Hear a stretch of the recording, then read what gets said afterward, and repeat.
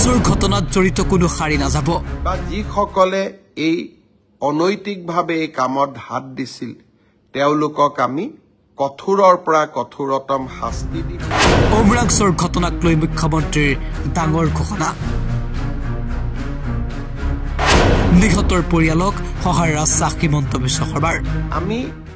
নিহত পৰিয়ালখিনিক কি ধৰণে পাৰো আমি নিশ্চিতভাৱে সহায় কৰিম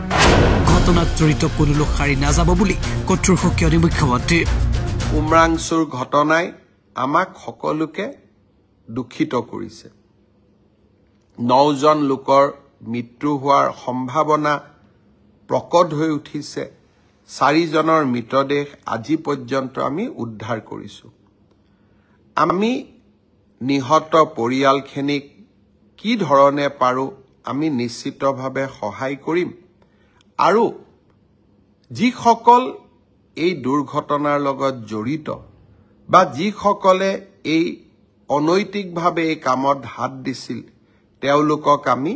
কঠোৰৰ পৰা কঠোৰতম শাস্তি দিম ৰাইজৰ ওচৰত হেয়া মোৰ প্ৰতিশ্ৰুতি নিউজ ডেস্ক এনি টক্স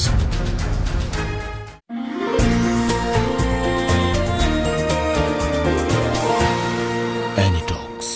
সতৰ বিপৰীতে ৰাইজৰ স্বাৰ্থত